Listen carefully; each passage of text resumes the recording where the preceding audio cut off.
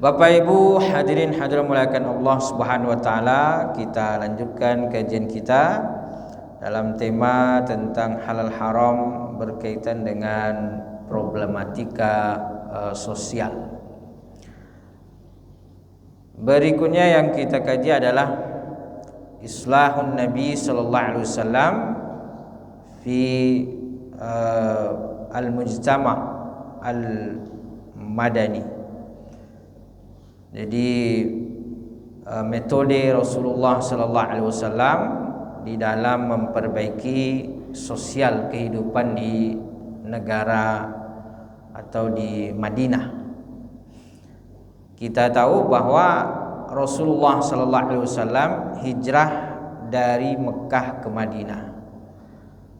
Di umur beliau 53 tahun. Karena Nabi diangkat menjadi Rasul umur 40 tahun. Lalu kemudian 13 tahun di kota Mekah beliau diperintahkan untuk hijrah ke Madinah. Berarti umur 53 tahun Nabi hijrah. Dan hijrah itu berat Bapak Ibu. Mendaki gunung, Gua Sur, melewati jalan-jalan yang tidak lumrah dilewati oleh orang. Nah, berarti Nabi sallallahu alaihi wasallam itu berjuang. Hijrah itu adalah perjuangan.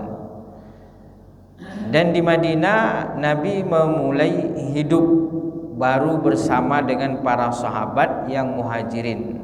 Muhajirin adalah orang-orang yang hijrah dari Mekah ke Madinah. Disebut dengan muhajirin. Kalau penduduk Madinah yang menolong kaum muhajirin disebut dengan kaum Ansor. Ansor artinya adalah mereka yang memberikan pertolongan. Nah, maka ada kaum muhajirin, ada kaum Ansor. Baik muhajirin maupun Ansor ini sama-sama berjuang. Mereka sama-sama berkorban.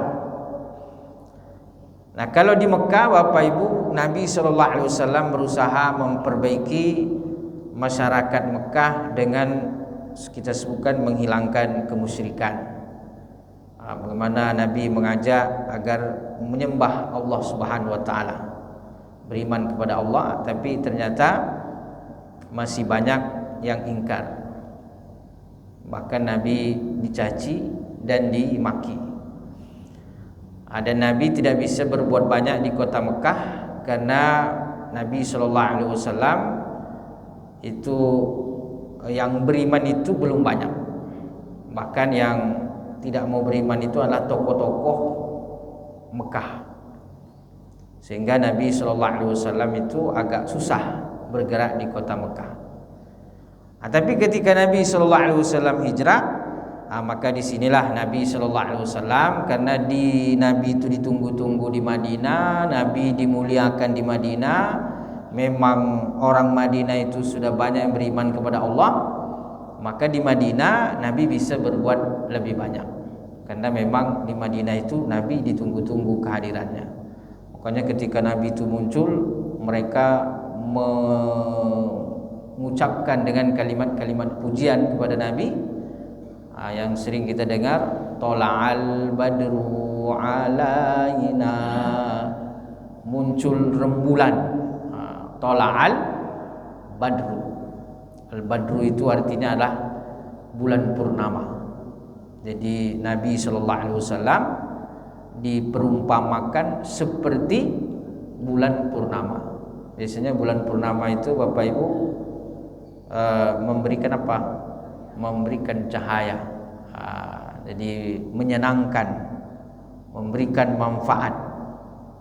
Dan bulan purnama itu bercahaya dan juga indah. Beda dengan lilin. Kalau lilin bercahaya tapi menghancurkan dirinya sendiri. Maka kata orang, jadilah seperti bulan purnama, jangan seperti lilin. Kalau bulan purnama memberikan cahaya, dan dia juga indah. Kalau lilin memberikan cahaya tapi menghancurkan dirinya sendiri. Nah, jadi Nabi SAW di Madinah ini Bapak Ibu luar biasa disambut. Nah, tapi kita lihat apa yang dilakukan Nabi pertama kali di Madinah dalam memperbaiki sosial kehidupan di Madinah. Yang pertama, Nabi SAW ketika sampai di Madinah nih, belum masuk ke pusat kota, Nabi membangun masjid. Jadi yang pertama dibangun masjid. Nah, sampai hari ini masjidnya ada. Nah, itulah Masjid Quba. Nah, itu masjid pertama yang dibangun Nabi di Madinah. Nah, kalau di Mekah kan jelas masjid pertama Masjidil Haram. Bahkan Masjidil Haram itu tidak hanya pertama di Mekah, tapi pertama di atas muka bumi. Inna awwala baiti wudi'a lin-nasi lalladzi bi Bakkah. Sungguhnya rumah Allah, tempat ibadah mengabdi kepada Allah yang pertama kali dibangun di atas muka bumi ini adalah yang terdapat di kota Bakkah. Lalladzi bi Bakkata mubarakan wa huda, yang mana dia diberkahi dan menjadi wasilah petunjuk bagi manusia. Lalladzi bi Bakkah, yang ada di Bakkah, karena salah satu nama kota Mekah itu adalah Bakkah. Jadi Bapak Ibu kalau misalnya mau kemana, mau pergi ke Bakkah, itu boleh juga. Kalau selama ini kan mau kemana, mau ke Mekah, itu Mekah itu yang sudah populer. Tapi selain Mekah ada lagi disebutkan dalam Al-Quran, yaitu adalah bi Bakkah, pakai ba. Karena memang huruf ba dengan mim itu kan hampir sama ya, sama-sama di bibir, ba ma. Makanya ke dalam beberapa qiraat itu terkadang ba diganti dengan ma, atau mim bisa diganti dengan ba. Tapi jangan diganti sendiri. Memang orang Arab kadang-kadang seperti itu, mim diletakkan ba diletakkan mim, karena dia dari segi makharijul huruf itu sama-sama di bibir. Maka Makkah bisa diganti menjadi Bakkah. Tapi itu yang kalau terdapat dalam Al-Quran. Kalau tidak, jangan kita ganti sendiri. Jangan pula alif lam mim, jangan jadi alif lam mim. Itu tidak boleh. Kalau ganti sendiri tidak boleh. Tapi kalau memang terdapat dalam Al-Quran, itu terkadang seperti itu. Mim berubah menjadi ba berubah menjadi mim. Itu metode pelafazan, pengucapan di dalam bahasa Arab. Maka lalladzi bi Bakkah itu maknanya adalah yang ada di Mekah. Itu nama-nama kota Mekah. Jadi ada Mekah, ada Bakkah. Bahkan nanti ada lagi Ummul Qura, induknya segala kampung. Mekah juga disebut sebagai Ummul Qura. Ummun artinya ibu, Qura artinya kampung. Maka Mekah itu induknya segala kampung, Ummul Qura. Kenapa? Karena keutamaannya, fadilahnya, sholat di situ sama dengan 100.000 kali sholat di tempat yang lain. Makanya disebut Ummul Qura. Segala sesuatu itu punya punya induk. Induknya hari Jumat. Sayyidul ayyami yaumul Jum'ah. Sayyidus syuhur, induknya bulan Ramadan. Sayyidul Quran, induknya Al-Quran Al-Baqarah. Sayyidun nabat, induknya tumbuh-tumbuhan, itu sidr. Jadi segala sesuatu punya induk. Induknya manusia Adam dan Hawa. Jadi segala sesuatu itu punya induk. Maka Mekah ini induknya segala kampung. Jadi Mekah, Bakkah, Ummul Qura. Itu namanya. Nah, kalau kita lihat yang pertama masjid di Mekah Masjidil Haram. Kalau di Madinah Masjid Quba. Masih ada sampai hari ini. Bahkan kata Nabi sallallahu alaihi wasallam, siapa yang bersuci di rumahnya, kemudian dia pergi ke Masjid Quba, salat 2 rakaat, kata Nabi sallallahu alaihi wasallam, maka pahalanya seperti ibadah umroh. Itu kemuliaan Masjid Quba, masjid yang pertama dibangun di Madinah. Nabi sampai Madinah sebelum ngapa-ngapain langsung membangun masjid. Jadi Bapak Ibu, kita disunahkan kalau ke Masjid Quba itu bersuci di rumah. Karena di Madinah kita tidak punya rumah, berarti di hotel. Jadi kalau kita pergi umrah, pergi haji, kemudian mau pergi ke Masjid Quba, itu berwuduklah di hotel, pergi sholat di Masjid Quba. Nabi walaupun sudah membangun Masjid Nabawi ketika itu, Masjid Nabawi sudah besar, Masjid Nabawi sudah dipakai oleh ramai penduduk Madinah, tapi Nabi masih sering ke Masjid Quba. Jadi kalau kita lihat Bapak Ibu, Nabi sallallahu alaihi wasallam pertama di Madinah yang dibangun itu adalah masjid. Menunjukkan bahwa pentingnya posisi masjid dalam kehidupan kita. Karena sebelum beliau memulai yang lain-lain, sebelum memulai kehidupan di kota Madinah, beliau yang pertama dibangun adalah masjid. Bahkan kata Allah Subhanahu wa taala, la masjid ussisa ala taqwa. Masjid Quba itu dibangun di atas ketakwaan kepada Allah Subhanahu wa taala. La masjidun ussisa ala taqwa. Masjid itu dibangun di atas ketakwaan kepada Allah Subhanahu wa taala. Maka kata para ulama, Nabi sallallahu alaihi wasallam memulai kehidupan sosial di Madinah memulai daripada membangun masjid, binaul masjid. Maka keberhasilan hijrah itu salah satunya adalah karena Nabi memulai dengan memperkuatkan iman kepada Allah. Jadi membangun iman kepada Allah Subhanahu wa taala. Gimana, Pak?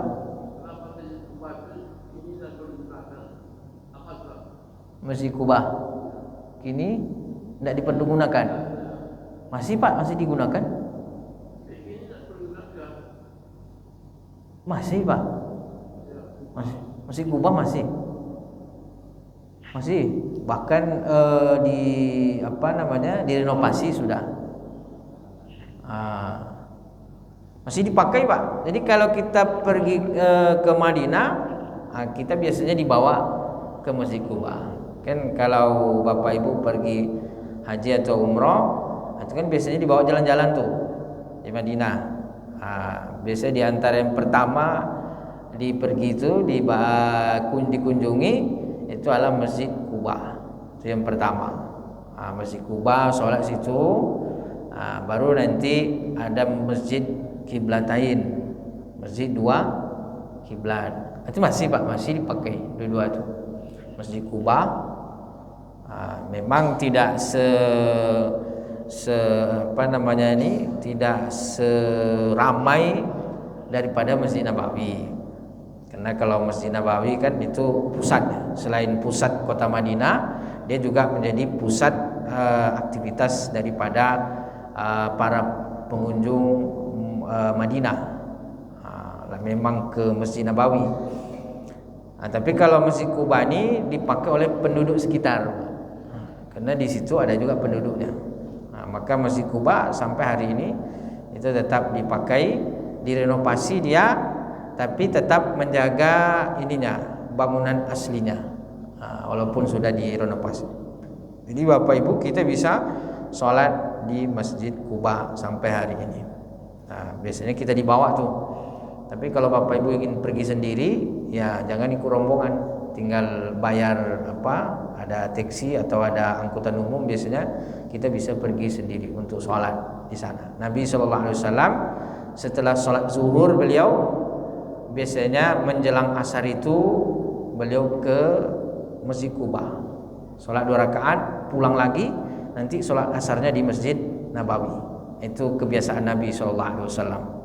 Jadi ya beliau mungkin mengenang perjuangan beliau awal-awal di kota Madinah, membangun Masjid Kuba.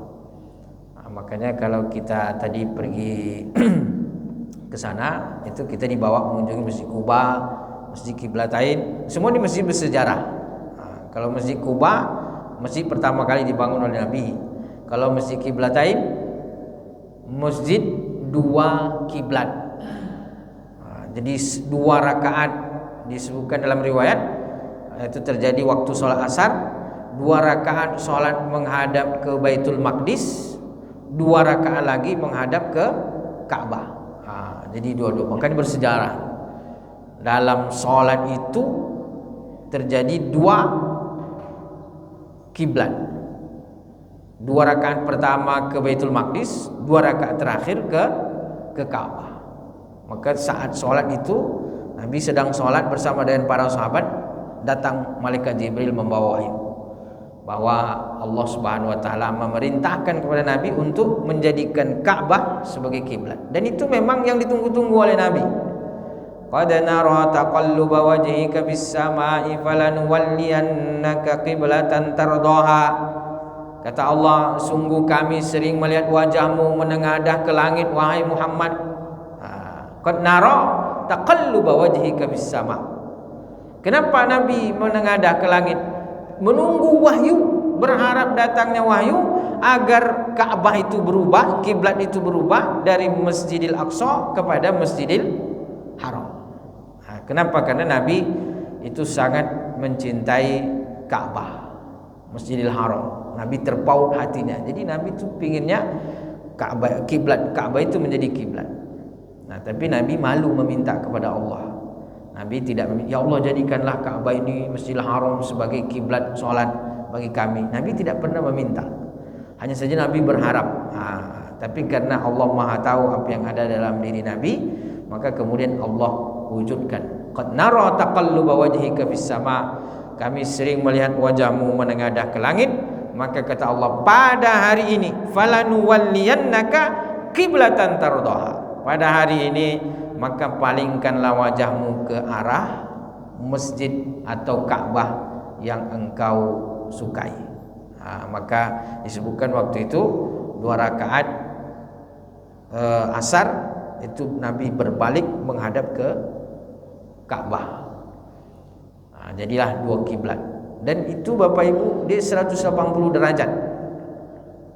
Jadi kalau Masjid Aqsa itu di sana, Ka'bah di sana. Jadi memang 180 derajat berputar. Makanya masih ada tandanya sampai hari ini. Itu sejarah berdirinya kota Madinah. Makanya Nabi SAW memulai dari masjid. Kan kita lihat hijrah itu kan berhasil Bapak Ibu. Hijrah itu kan sangat sukses. Nah, apa sebab diantara keberhasilannya?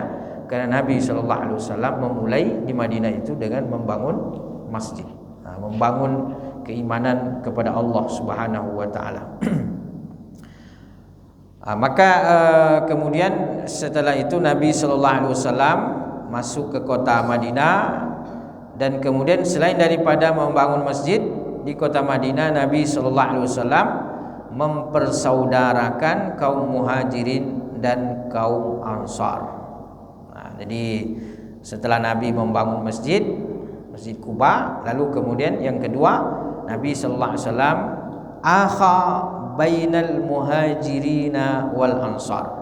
Nabi mempersaudarakan antara kaum Muhajirin dan juga kaum Ansar. Maka persaudaraan itu penting Bapak Ibu bagi kita sebagai umat Islam. Makanya hari ini kenapa umat Islam lemah sekali, diporak-porandakan, dizalimi, diperangi, dihabisi, dibantai. Salah satunya adalah karena persaudaraan kita yang rusak, bercerai-berai. Salah satu bentuk bercerai-berai itu kita dipisahkan oleh batas-batas negara. Kalau dulu Islam itu kan menyatu, nah maka memang ada upaya untuk memecah belah umat Islam, sehingga apa yang terjadi ketika kita berpecah belah maka lemah. Maka itulah sampai hari ini saudara-saudara kita di Palestina, di Gaza terus dibantai. Maka kita lihat media sosial, bayi-bayi tangannya terpotong, bayi-bayi kakinya terpotong, bayi-bayi anak-anak banyak yang menjadi yatim, menjadi piatu dan berdarah-darah setiap hari. Tapi umat Islam masih sangat lemah. Ya, bukan kita tidak bersuara, ya bersuara tapi tidak bisa berbuat banyak. Untung-untung kemarin ada rudal Iran. Itulah yang sedikit membantu. Jadi kita lemah sekali pada hari ini Bapak Ibu. Nah, ketika itu Nabi yang pertama dilakukan itu adalah akha bainal muhajirin wal ansar, mempersatukan, mempersaudarakan antara al muhajirin dan ansar. Sehingga penduduk Madinah ketika itu sangat kuat. Kalau ada serangan dari luar, mereka bersama-sama. Sehingga disebutkan bahwa hampir seluruh peperangan yang dilakukan Nabi di kota Madinah itu dimenangkan oleh Nabi Sallallahu Alaihi Wasallam. Banyak peperangan Nabi di Madinah, mulai dari perang Khandaq, perang Badar. Perang Badar itu dimenangkan oleh Nabi. Nabi menang 2 kali perang Badar, Nabi menang. Padahal penduduk Madinah terbatas sedikit. Nah, tapi karena mereka bersatu, Nabi persatukan mereka, Nabi persaudarakan mereka sehingga kuat. Nabi menangkan perang Badar. Perang Khandaq Nabi menang. Perang Pari. Perang Uhud. Perang Uhud ini pertamanya Nabi menang. Jadi perang Uhud itu awalnya Nabi menang. Tapi karena udah dikira menang, sahabat yang berada di puncak Uhud atau di bukit Uhud itu, mereka mengira bahwa kita sudah menang. Akhirnya yang ada di bukit Uhud itu mereka pada turun, karena mereka mengira bahwa kita sudah menang, sudah selesai. Apa yang terjadi? Orang kafir Quraisy berputar melihat bukit Uhud itu kosong. Mereka yang naik ke atasnya lalu kemudian menembaki dan memanahi orang-orang Islam, sehingga kemudian perang Uhud ini pada akhirnya Nabi dan pasukannya kalah, walaupun awalnya mereka sudah menang. Jadi hampir seluruh peperangan yang ada di Madinah itu dimenangkan oleh Rasulullah Sallallahu Alaihi Wasallam karena dipersaudarakan. Maka mempersaudarakan muhajirin dan ansar itu salah satu sebab keberhasilan daripada Nabi Sallallahu Alaihi Wasallam membangun Madinah. Maka Madinah ini terkenal dulu kurang baik, dari kata Yasrib diganti menjadi Madinatul Munawwarah. Bangun masjid, mempersaudarakan kaum muhajirin dan ansar. Selain daripada itu Bapak Ibu, Nabi Sallallahu Alaihi Wasallam bana suqan lil muslimin.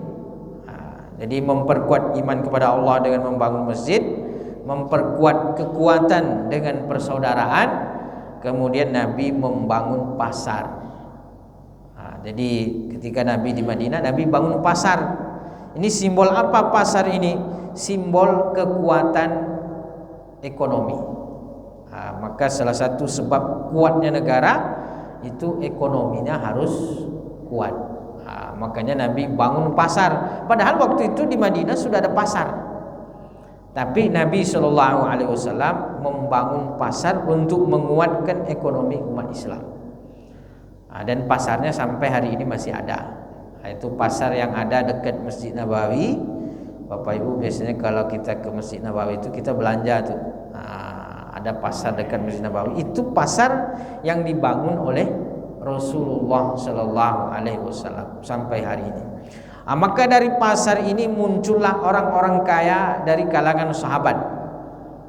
Jadi memang salah satu yang menyebabkan sahabat menjadi kaya raya itu adalah karena mereka berbisnis. Di antaranya Abdurrahman bin Auf, ada sahabat Utsman bin Affan. Sehingga sahabat-sahabat yang kaya raya ini ketika misalnya ada kebutuhan, mereka yang menyumbang. Seperti di mana umat Islam ketika itu butuh air terbatas. Orang Yahudi punya sumurnya. Maka kata Nabi sallallahu alaihi wasallam, siapa yang membeli sumur itu, maka baginya pahala yang besar. Utsman bin Affan karena beliau uangnya banyak, kaya raya, maka beliau datang membeli sumur itu. Akhirnya dibeli sumurnya, lalu kemudian setelah beliau beli, airnya beliau bagikan secara gratis. Jadi kelebihan sahabat yang memiliki harta yang banyak, mereka sedekahnya banyak, membantunya banyak. Nah, dibelilah oleh sahabat Utsman bin Affan sumur itu, lalu dibagi-bagikan, disedekahkan airnya. Dan sampai hari ini juga sumurnya masih ada. Di sekitar sumur itu ada pohon-pohon kurma. Kurmanya diambil dan dijual dan menjadi penghasilan, disimpan untuk wakaf Utsman bin Affan. Maka sampai hari ini Bapak Ibu, Utsman bin Affan walaupun sudah meninggal 1400 tahun yang lalu, tapi pahala wakafnya terus mengalir. Bahkan ada hotel di Madinah itu dibangun daripada wakaf Utsman bin Affan radhiyallahu anhu. Jadi wakaf itu tidak pernah berhenti dia. Itulah sebabnya kata Nabi sallallahu alaihi wasallam, 3 hal yang tidak pernah terhenti walaupun manusia itu sudah meninggal. Jadi 3 perkara pahala yang tidak pernah berhenti walaupun orangnya sudah meninggal. Di antaranya kata Nabi sallallahu alaihi wasallam, shadaqatun jariyah. Itu sedekah jariyah. Sedekah jariyah ini kata para ulama, itulah wakaf. Jadi terus mengalir tuh bagi sahabat Utsman bin Affan radhiyallahu anhu. Dan banyak jadi banyak sahabat-sahabat yang kemudian menjadi kaya raya karena Nabi sallallahu alaihi wasallam membangun pasar. Dan Nabi selain membangun pasar, Nabi mengontrol sendiri pasarnya. Makanya Nabi melihat langsung. Kalau ada penipuan, Nabi langsung tegur.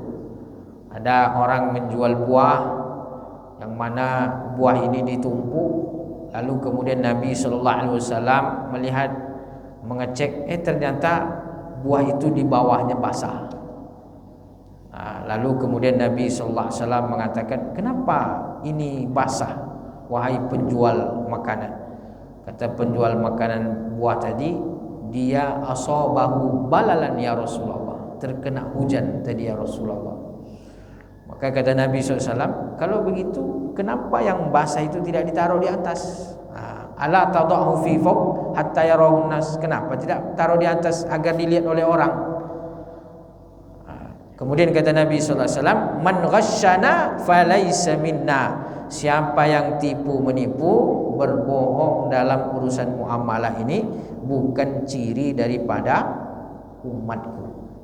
Nah, maka Nabi SAW beliau membangun pasarnya dan beliau mengontrol langsung. Beliau mengajarkan muamalah yang baik di dalam Islam. Maka berkembang. Maka kehadiran Nabi sallallahu alaihi wasallam di Madinah itu menjadi keberkahan.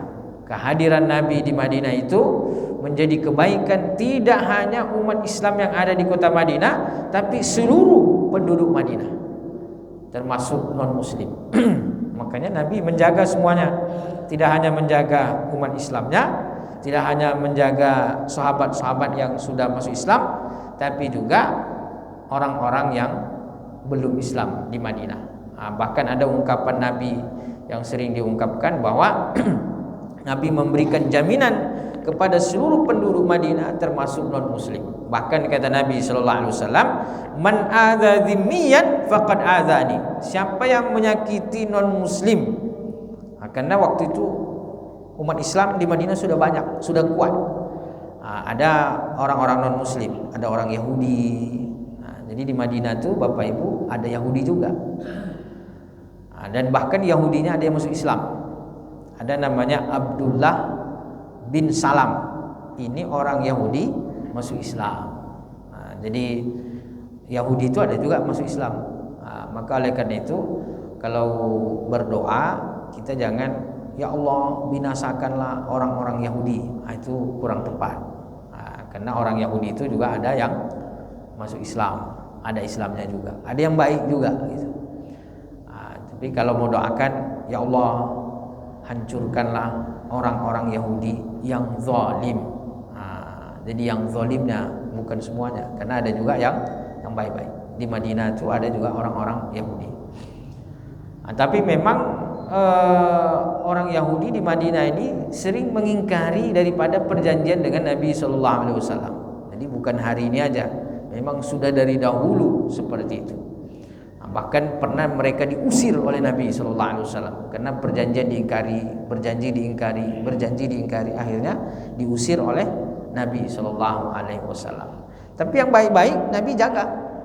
Kata Nabi Sallallahu Alaihi Wasallam, siapa yang menyakiti man adza zimmiyan faqad azani, siapa yang menyakiti non muslim yang ada di Madinah ini yang sudah dijamin mereka, maka sama dengan menyakiti aku, kata Rasulullah Sallallahu Alaihi Wasallam. Nah, jadi Nabi ini memberikan hak yang sama. Makanya disebutlah dengan negara madani, negara sosial, bahwa memang Nabi Sallallahu Alaihi Wasallam itu betul-betul memberikan kebaikan bagi penduduk Madinah.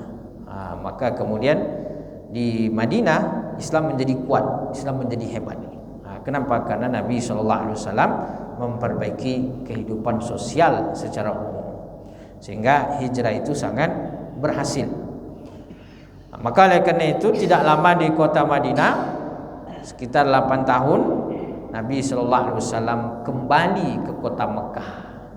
Nabi membuka kota Mekah dan tidak ada perlawanan, karena Nabi sudah kuat bersama dengan para sahabat. Itulah firman Allah Subhanahu wa taala, "Idza jaa nasrullahi wal fath wa ra'aitan nasa yadkhuluna fi dinillahi afwaja fasabbih bihamdi rabbika wastaghfirhu innahu kana tawwaba." Jadi ketika Nabi sudah kuat di Madinah, beliau kembali membuka kota Mekah, tidak ada perlawanan. Maka sejak itu kemudian semakin banyak yang masuk Islam. Islam semakin kuat. Karena Nabi Sallallahu Alaihi Wasallam memperbaiki masyarakat Madinah sehingga kuat, beliau kembali ke kota Mekah, membuka kota Mekah. Dan ketika itu orang kafir di kota Mekah merasa takut, mereka semua merasa cemas, merasa khawatir, karena bagi mereka Muhammad dulu kita usir, Muhammad dulu kita sakiti, Muhammad dulu kita zalimi, hari ini dia sudah kuat kembali lagi, pastilah kita dibinasakan. Maka kata mereka, al-yawmu yawmul malhamah, hari ini adalah hari kehancuran bagi kita, hari ini adalah hari kebinasaan bagi kita, habislah kita hari ini, kata mereka. Tapi Nabi Muhammad SAW, beliau kalau musuh sudah tidak berdaya, beliau maafkan. Kalau musuhnya sudah tidak berdaya lagi, beliau maafkan. Kalau kita beda, kalau sudah tidak berdaya, baru diinjak. Kalau masih kuat, itu belum berani. Tapi kalau sudah tidak berdaya, habisi. Nah, Nabi Sallallahu Alaihi Wasallam, beliau sudah tidak berdaya orang Mekah, orang-orang kafir itu, beliau maafkan semuanya. Kalau hari ini coba lihat Israel, tidak berdaya saudara-saudara kita di Palestina, di Gaza itu dibantainya. Jadi beraninya melawan orang lemah. Tapi pas dirudal oleh Iran, minta bantu ke Amerika. Itu kelakuan Bani Israel. Jadi memang dari dulu mereka ini selalu melakukan kerusakan di atas muka bumi. Tapi tentu tidak semuanya, Karena tadi orang Yahudi, kaum Bani Israel ada juga yang baik. Bahkan banyak nabi-nabi itu yang berasal dari Bani Israel. Maka doa kita, ya Allah, hancurkan, binasakan orang-orang yang zalim, al-yahud, al-mu'tadin, al-mufsidina 'alal ard. Orang-orang Yahudi yang melakukan kezaliman, kerusakan di atas muka bumi. Maka ketika orang-orang kafir Quraisy takut dengan Nabi, mereka merasa khawatir. Mereka mengatakan hari ini adalah hari kebinasaan. Al-yaumu yaumul malhamah. Nabi menjawab, al-yaumu yaumul marhamah. Kata Nabi SAW, hari ini adalah hari kasih sayang. Maka Nabi maafkan. Orang kafir semakin kagum dengan akhlak Rasulullah. Mereka semakin kagum dengan perilaku Rasulullah SAW. Maka mereka semakin banyak yang masuk Islam. Nah, jadi Bapak Ibu yang dimuliakan Allah Subhanahu wa taala, kalau kita lihat keberhasilan Rasulullah SAW di Madinah itu, pertama karena beliau memperbaiki hubungan dengan Allah Subhanahu wa taala melalui membangun masjid. Maka masjid ini simbol. Kalau masjid itu dibangun dengan baik, maka insya Allah iman juga kuat. Cuman kadang-kadang masjidnya cantik, isinya tidak ada. Itu pula yang sedang masalah. Di Pekanbaru ini masjid yang megah banyak. Pas kita masuk, kadang-kadang orangnya sholat berjamaah hanya imam dengan muazin. Padahal masjidnya bagus-bagus. Nah, itu mungkin sebagai sebab juga melemahnya umat Islam, karena berlomba-lomba membangun masjid secara fisik tapi tidak dibangun dari segi rohani. Tapi mudah-mudahan semangat membangun fisiknya diikut sertakan dengan membangun rohaninya juga, sebagai wasilah bagi kita untuk mendekatkan diri kepada Allah Subhanahu wa taala. Kemudian yang diperkuat oleh Nabi di Madinah itu adalah persaudaraan, kemudian juga sisi perekonomian. Maka itu menjadi spirit bagi kita untuk memperkuat agar umat Islam kembali menjadi kuat. Tidak hanya sejarah, dulu umat Islam kuat. Kalau hari ini kan itu selalu disebut, dulu Islam kuat, dulu Islam kuat. Kapan? Dulu. Hari ini sudah lemah sekali. Maka mudah-mudahan dengan spirit itu Islam kembali menjadi kuat. Amin ya rabbal alamin.